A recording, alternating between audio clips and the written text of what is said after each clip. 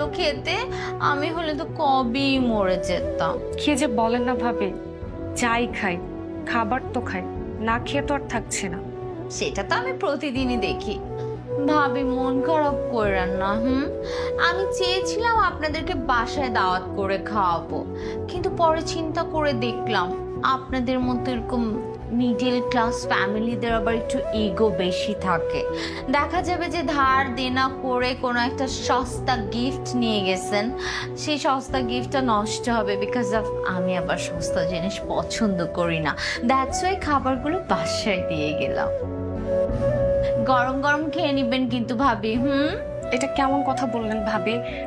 আজ আপনার জীবনের একটা বিশেষ দিন, খাবার বাসায় দিয়ে যান বা আমাদের দাওয়াত করে আপনার বাসায় নিন। গিফট তো আপনাকে দেবই, আর দামি গিফটই দিব, আপনার পছন্দ হবে। সো সুইট অফ ইউ ভাবি, বাট নো থ্যাঙ্কস, আমার লাগবে না।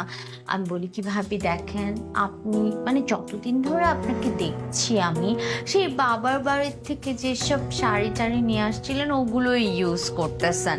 আমি বলি কি ভাবি, যে টাকাটা দিয়ে আমাকে আপনি গিফট দিবেন ভেবেছেন, ওই টাকাটা দিয়ে আপনি ভালো কিছু শাড়ি আর আপনার প্রয়োজনীয় যেসব জিনিসপত্র আছে ওগুলো কিনে নেবেন, সেটা আরো ভালো হবে। আসলে ভাবি, শান্ত আমাকে কেনাকাটার জন্য টাকা দিয়েছিল, কিন্তু আমি করিনি। আসলে আমার তো অনেক জামা কাপড় আছে তাই। ভাবি শাক দিয়ে মাছ ঢাকতে হবে না। শোনেন না, যতই আপনার বাবার বাড়ির থেকে জিনিসপত্র আনেন না কেন, প্রত্যেকটা মেয়েদেরই না একটা চাহিদা থাকে যে তার হাজবেন্ড তাকে দামি দামি গিফট করবে, বাইরে বেড়াতে নিয়ে যাবে, খেতে নিয়ে যাবে। বাট আপনার তো সেটা হচ্ছে না ভাবি। আমি আপনাকে একটা ভালো বুদ্ধি দিতে পারি।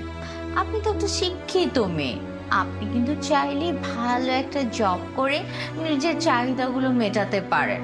আপনি শায়ন ভাইয়াকে বলে দেখেন না, আপনি চাইলেই কিন্তু জব করে সব কিছু সর্ট আউট করতে পারেন ভাবি।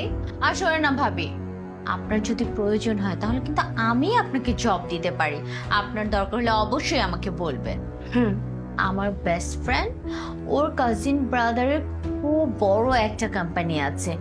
আপনি যদি চান আমি ওর সাথে আপনাকে বসিয়ে দেব, কথা বলে আপনি আপনার পছন্দ মতো একটা জব নেবেন। ভাবি আমি যেটা বললাম কথাটা মাথায় রাখবেন। আমি আবার মানুষের ভালো চাই তো, তাই। এনিওয়ে আজকে আসি, বাই।